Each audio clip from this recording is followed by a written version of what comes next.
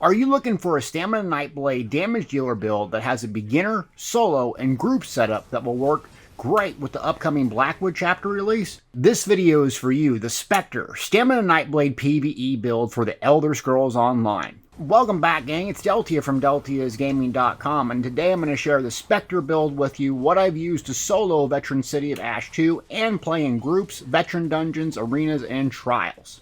This video will cover the important topics for a build: gear, skills, rotation, race, and champion points, and more. There is a complete written build on my website, including a simplistic one-bar setup that complete Veteran Maelstrom Arena and Batishram Hollows. Links in the descriptions as well, and timestamps if you wish to skip ahead. So first, let's talk about the 3 gear loadouts depending what you want to use for the Stamina Nightblade. The first gear setup is a basic, easy beginner setup. It's great for resource sustain and it's super easy to get a hold of.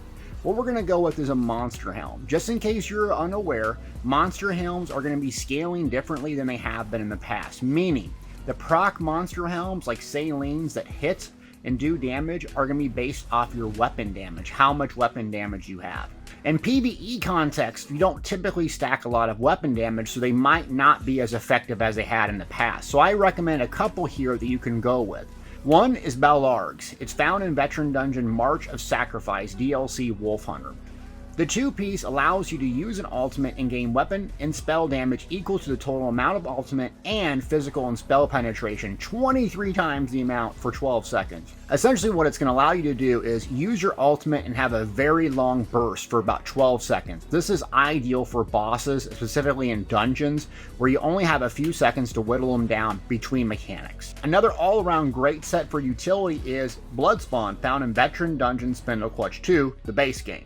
It's going to give you a 1-piece stamina recovery, and the 2-piece is going to give you a chance to generate ultimate and buff up your physical resistance and spell resistance, and can occur every 5 seconds. This is a great all-around set because it's versatile, gives you resource sustain, it's going to give you ultimate and make you tanky. Great set all around. Hunting's Rage is the next set. That's our 5-piece we're going to keep on the body all time. It's craftable, 6 traits, and the crafting stations can be found in Bankerai, Reaper's March, or the Rift. Hunting's Rage all around is a great set. It's balanced with weapon crit, max stats, and a lot of weapon damage. Very good, easy to obtain. The next set we're going to use on our jewelry is Vengeance Leech. This is found in PvP Cyrodiil Zone Bruma Elite Gear Vendor, and it can be sold on traders. It's going to give you crazy resource sustain if you don't have the Trials Gear Vicious Serpent, Vicious Ophidian that I'm going to get to later. Because when you kill an enemy, it's going to give you back all resources, including health. Very tanky if you're looking for something that gives you resources and healing when you kill mobs. Next up is Agility. This is found in Imperial City and also through the Dungeon Finder. Very easy to obtain, and the 2-piece gives you a lot of max stats. So it's a nice 2-piece set. It goes very, very cheap on the trader. This setup can get you through a lot of the beginning content. Great resource sustain, decent damage, and it's going to be tanky if you struggle with that. The next setup I'm going to use is for solo play, and this is what I've used, and it's going to be fantastic this current patch and also Blackwood chapter. Nothing's going to change on my end. We're going to rock a 1-piece helm, and that's going to be Slime Crawl. 1-piece helm. Slime Crawl gives you a lot of crit chance for 1 piece. So this can be found in Wayrest Sewers 1 Veteran Dungeon. And the other 1-piece we're going to use is Ring of the Pale Order, a mythic set you can obtain by collecting 5 pieces put all together. It's kind of annoying getting Ring of the Pale Order, farming all this stuff, but Pale Order is not going to have a cap anymore. So if you hit with a really hard ability, it's going to restore health based on your damage and eliminate that cap. So it's going to be absolutely fantastic for solo play. Though in groups it's going to be less and less effective the more people you have on it, so I would definitely just keep it in solo instances, but you gotta have it if you want to do super hard content. On our back bar, we're going to have Perfected Thunderous Volley. This is from Veteran Maelstrom Arena, the solo instance in Orsinium. It's going to make one of our bow abilities absolutely insane damage. It ramps up the damage. It's great single target and AoE. Very, very good. You got to have on your back bar. And then the 2 5-pieces. We're going to go with Vicious Ophidian or Vicious Serpent. This can be obtained the normal trial, Hellraw Citadel, Ethereal Archive, and Sanctum Ophidia. It's very easy to get a hold of. What it's going to do is give you insane resources, speed, it has a 5-piece with weapon damage, and it's going to restore stamina when you kill enemies. Absolutely game changing for solo, and a lot of times I use this in a group if folks aren't throwing orbs and providing resources. Briarheart, another very easy to obtain overland set from Rothgar, and you can be bought on the traders as well. You can also do a quest to get a dagger, so it's very easy to get this loadout. Essentially, it's going to add to our self-healing. You pair Briarheart 5-piece along with Pale Order, you're insanely survivable solo. So I'd recommend this loadout pairing these two 5-pieces, a mythic, a 1-piece with the bow on the back bar. Absolutely insane. You're going to go with Divine's traits on the armor, stamina glyphs. I prefer all medium on this loadout because I have enough health and I want the extra weapon damage and all of the medium armor passives. The weapons I'd go with are daggers. You want extra crit. Crit is very, very important in PvE. Bow, you want to go infuse weapon damage to proc that weapon damage while you're on your back bow applying your buffs and debuffs. And then on the jewelry, I would recommend Bloodthirsty with weapon damage. You can enchant one with recovery if you struggle with that. So let's move on and talk about the group setup. And this is what I'm going to be using now and with Blackwood. And so what you're going to do is the perfected Vatashram weapons dual wield are an absolute game changer. What they do, I have a separate video on this. It's going to add crit, but it's going to make hidden blades, essentially Shrouded Dagger will be your spammable instead of surprise attack, which we'll cover a little bit later. It's going to make it essentially hit insanely hard. I've got 70k spammable with this thing when the mobs are very low health in a dungeon, not even a trial. Not to mention, if you hit them while standing behind, it's going to restore stamina as well. So it's going to make that spammable insanely powerful, and you got to use it. Plus, you don't have to use a monster helm if you have this loadout. So I highly recommend doing Vatashram hollows, getting those perfected weapons, and get daggers if you can. If you cannot, just do normal because you can still get the weapons and it'll be really, really good. We're going to keep the same bow in our back bar, perfected Thunderous Volley, so it makes our Arrow Barrage or Endless Hail really, really powerful. And then we got two 5-pieces on the bodies, Kendra's Wrath, and that is found in Black Drake Village Dungeon, Flames of Ambition DLC. The 5-piece is going to focus on light and heavy attacks, and when you get it, it's going to give you an aura granting Major Berserk, flat increase your damage by 10%. Absolutely and crazy powerful. Plus, it has an added benefit where it's going to have this little red circle around where folks within 12 meters are going to gain minor berserk, increasing their damage done by 5%. It's really good in groups because you can provide that extra benefit, but even if other people are running it, major berserk is absolutely fantastic. Now, there's going to be a new set that's coming out in Blackwood, which I'm going to obtain, and I'd recommend you get this as well and experiment with Kendra's Wrath or this set, Soul Zon's Torment. What this does, the 5-piece is going to give you a Vengeful Soul. Essentially, it's going to be a little thing on the ground, a little shiny. You have to run over it. It's going to buff your weapon critical and critical damage by a large amount. The only problem with this is it's very hard to see the soul when there's a massive amount of stuff going on, and or if you're doing a trial and you can't run over to the soul to pick it up, but it's a really, really good setup, and I'd recommend getting it collected. You're going to pair that with perfected Arms of Reliquant. This is found in the trials Crowd Rest. You can either do Veteran or you can do normal to get a lesser version, easier to obtain. Again, it's going to focus on light and heavy attacks, which apply a harmful wind to your target for 5 seconds. Harmful wind deals essentially physical damage every 1 second. And it can stack once every half second up to 10 times. You stack this up on a single target mob, along with getting that major berserk, it's going to absolutely waylay. But you have to focus on light attack weaving. That's what the Nightblade really, really focuses on, gears and skill. So swap this out for something else if you're not that proficient at light attack weaving, or work to improve light attack weaving in between each ability. I have a separate video on that as well. Let's move on to the skills, and I'll talk to you about what I use and how I swap things in and out depending on the play. So bar 1, I'm going to use for the Specter Nightblade dual wield, and I use dual bow, both solo and a group. You can use a two-hander if you like, but I prefer dual wield. The first ability is Relentless Focus. This is burst damage after light and heavy attack weaving. Just having it on our bar is going to give us a bonus as well through the assassin skill line. And how you're going to do this is you're going to light attack weave in between abilities. About 5, it's going to pop up a little icon. It's going to change the appearance of it. You're going to hear a sound, and you can fire something off. which will allow you to get a nice big burst. Plus, if you're in melee range, it will give you a heal as well. It's all around makes the Nightblade just so much more fun to play because you're rewarded both on our gear and skills. Light attack weaving. Don't skip a light attack in between abilities because this thing you want to proc on cooldown if you can. The next ability up is a flex spot.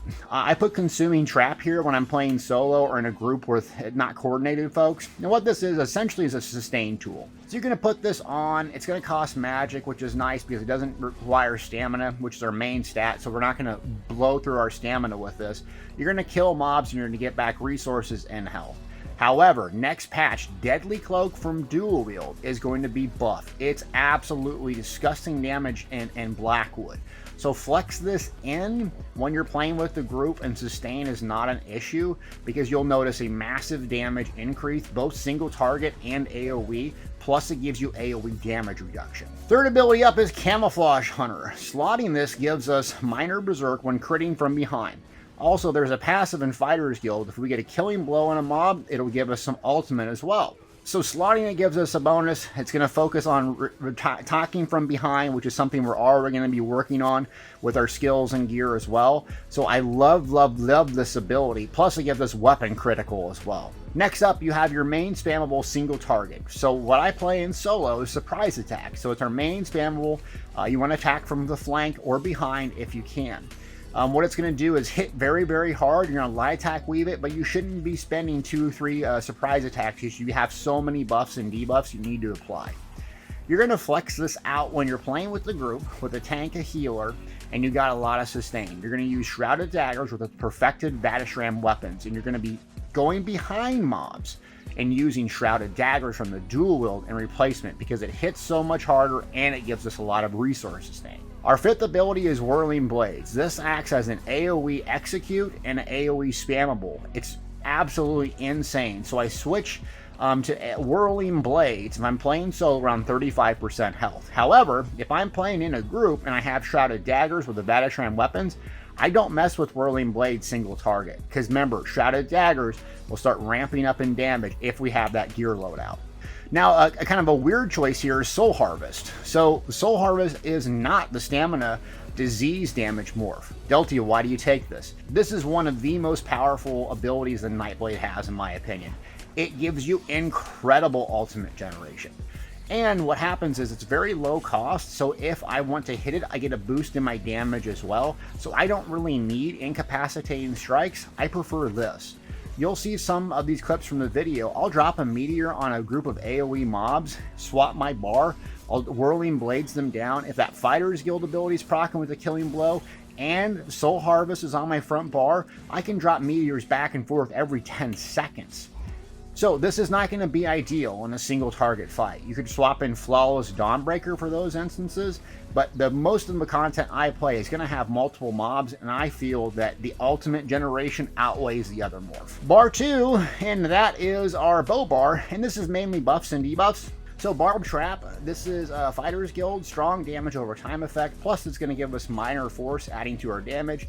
You have to apply it up close and personal, and also you can apply it before the boss bombs after you learn where those are. Next up is Razor Caltrop. Blackwood Chapter, this is going to be buffed. It's going to be fantastic AoE and single target. So what it's going to do is put a big AoE, physical damage over time, and it's also going to apply Major Breach. So think about picking this up on all your builds that are using stamina. Third ability up is Leeching Strikes. This is our sustain tool that we're going to keep up at all times, and you can cast this prior to an engagement because it doesn't require a target. So this should be part of your pre-buff phase, casting Leeching Strikes before you launch in for an attack. Next up is Arrow Barrage. Arrow is going to rain down within an AoE. I take this morph because a lot of the content I do is not single target focused.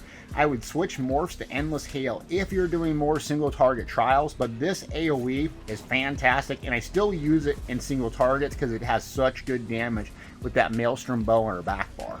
Last active ability up is Echoing Vigor. This is a strong heal over time. I prefer this morph because 1, I can heal allies, and 2, it does heal slower over time, not a burst heal, and I would rather have that 10-second drip heal than a big burst heal, because with Pale Order on in solo play, or if I'm playing with a healer in group, I don't really need that 4-second PvP burst heal. Echoing Vigor is the way to go.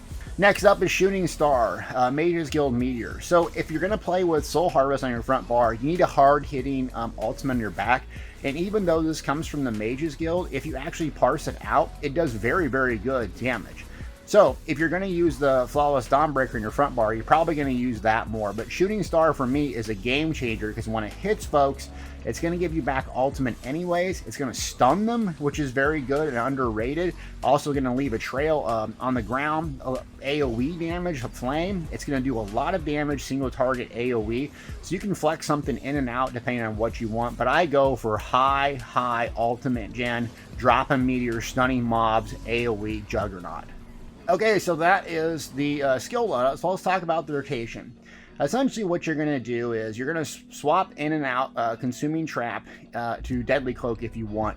That's going to add another layer of complexity on it, but I'm just going to show the easy peasy route. You're going to start on your front bar. Pre-buffing is essentially this: casting Relentless Focus, swapping to your back bar, casting Leeching Strikes. Both of those do not require a target. You're going to pop your ultimate, then a potion to get your weapon damage and weapon critical buff up. You hit the Shooting Star on your back bar, and then you got your 2 ground effect AoEs as you close the distance. 1, Arrow Barrage. 2, Razor Caltrops, close the distance, throw a Barb Trap down if it's not a place you can just put it to start. So those are the 3 ground effects AoEs you're going to want to keep up. Essentially 10 seconds on the 2 you first cast, and around 18 seconds on Barb Trap. So then you're going to swap to the front bar. By now, you should have 2 to 3 light attacks at least on Relentless Focus. So what you're going to do is light attack weave in between surprise attacks. So maybe 1 or 2, and then it's going to light up with that Assassin's Will. You're going to fire that off. And then you're going to go light attack, another surprise attack or so. And typically, about 2 to 3 surprise attacks or Shrouded Daggers, you're going to have to go back and apply your buffs again, which is going to be Arrow Barrage, Razor Caltrops. By that time, Leeching Strikes is usually out. So you're going to go, 4, 2, 3, bar swap. You may have a Barb Trap up or down depending on how fast and proficient you are at this. But that's your main goal, is to keep your damage over time effects up. Go to your front bar to either fire off the Relentless Focus proc, or doing your surprise attack and or Shrouded Daggers attack as filler. The way you're going to do massive damage on this is not through surprise attack or Shrouded Dagger spamming, it's through the ground effect AoEs. So your priority is to maintain those as long as you can and as active as you can, using that front bar as a filler or AoE damage. So let's get to racial choices, and if you're going to start this character off, what would you pick and why? I like the Khajiit Nightblade.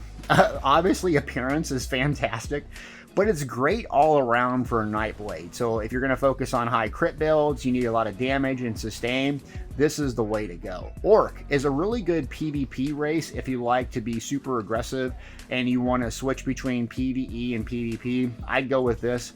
Wood Elf can be really cool as well. So it's very mobile, very small, and it feels very Nightbladey, if that's even a thing. I would go with that as well. Or if you want something really tanky, you could always go with a Nord and focus on defensive gameplay. Consumables, let's talk about what I use for consumables. Food. Arterium's Takeaway Broth. Essentially what that's going to do is give you a little bit of health, but a lot of sustain. So depending on what you're playing and how fast you're burning through the content, I switch between this and buy stat food. If I'm playing in a group and people are throwing out orbs and spears and we're blowing through the content real quick, I don't need a whole lot of sustain. If I'm playing solo, Vatashram Hollows, and I'm doing these, 2-minute boss fights where there's no mobs and my Vicious Ophidian is not proccing, then I'll use the Takeaway Broth. So I would say play around with it to see how many champion points, how your sustain's doing. But if you're just starting out, I would do the Takeaway Broth to start. Potions. I do go with weapon damage, weapon critical, and stamina recovery. I do keep tripods on me, especially if playing solo. I'd rather pop a tripod and survive than do a weapon damage and critical one and die. So it's best to keep both of those on you. It seems a little bit redundant, especially since we have weapon critical on our front bar. But if you're trying to push bleeding edge content, you need that weapon critical even on your back bar. Poisons, I do damage, health, no recovery, or nothing else. If you need some more healing or you need some more recovery, you could always switch those out. Also, don't forget to get some experience point scrolls on you if you're trying to level up and push those champion points. Mundus Stones, there's really two a great option. Shadow. This is going to give you crit damage. So if you already have high crit, I stick with the Shadow. Another option is to run the Thief. There is no diminishing returns in critical. So if you have 70% critical, great. You might want to run Thief or Shadow depending on what type of thing you like to do. But my personal opinion is Shadow around 50% or higher crit seems to be the sweet spot for me. Champion points, I'm going to touch on the slottables. I have a full written thing on my website, so please click that. In the Red Tree, Fitness, Rejuvenation, Ironclad, Boundless Vitality, and Bloody Renewal. In the Warfare tree, I'm going to go Fighting Finesse, Deadly Aim, Thaumaturge, Biting Aura. In the Craft Green tree, I'm going to go Treasure Hunter, Steed's Blessing, Rationer, Liquid Efficiency. And that's a build, gang. This is going to work incredibly well in Blackwood. It's super fun, hard-hitting, very survivable, and you can pick up these loadouts and start working towards the high-end group PvE stuff as you become more familiar with it, as you unlock some of that stuff. I'm telling you, you're going to want to play the Specter. It's going to be great now and in the future. One of the funnest play styles you could possibly have in the Elder Scrolls Online. Thanks for watching.